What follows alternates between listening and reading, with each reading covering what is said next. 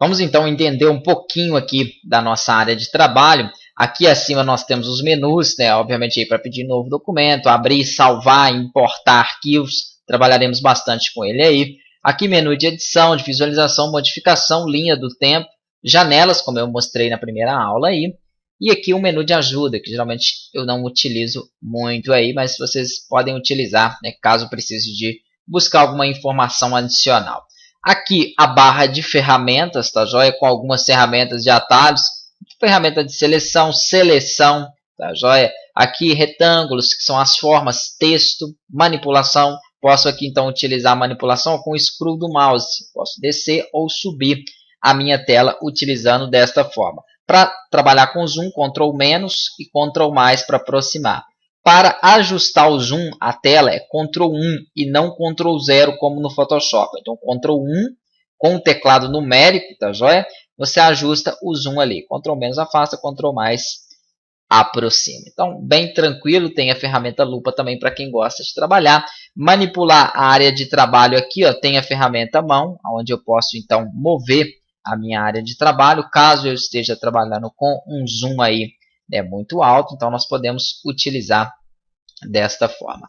Aqui nós temos, além então da área de trabalho, aqui as informações abaixo, onde eu posso diminuir e aumentar de forma dinâmica o zoom, é bem tranquilo.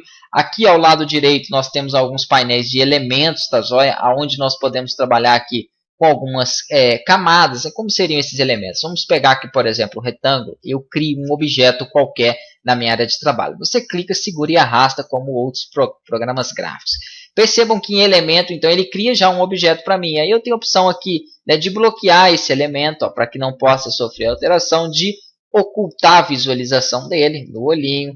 Poderia, então, também trabalhar com a exclusão dele, tá joia? Se você pressionar com o botão direito, você pode duplicar, copiar, recortar, deletar, adicionar aqui algum keyframe, né, que são aí pontos na linha do tempo. Entenderemos um pouco adiante. Então, entendam, por enquanto, este painel como um painel de camadas, onde apresentam alguns elementos aí criados dentro do Edge. Aqui abaixo, ele é um pouquinho pesado, tá joia? Se você estiver rodando alguns outros programas, aí você vai ver um pouquinho a diferença dele. Então, aqui abaixo nós temos as livrarias, tá joia? Com algumas imagens, alguns símbolos. Não costumo utilizar muito, mas em alguns projetos, isso aqui ajuda bastante. Então, às vezes eu estou montando aqui um fundo, né, para o meu layout, estou montando um layout do site. Então eu quero acrescentar alguns símbolos ali, como alguns botões, alguns scripts, algumas coisas, alguns itens que vêm agregar, acrescentar aí no projeto. Então é interessante trabalhar com essa livraria. Assim como outros programas aí da Adobe também tem já esses componentes para a gente acrescentar. Então veremos depois em uma aula específica sobre a livraria.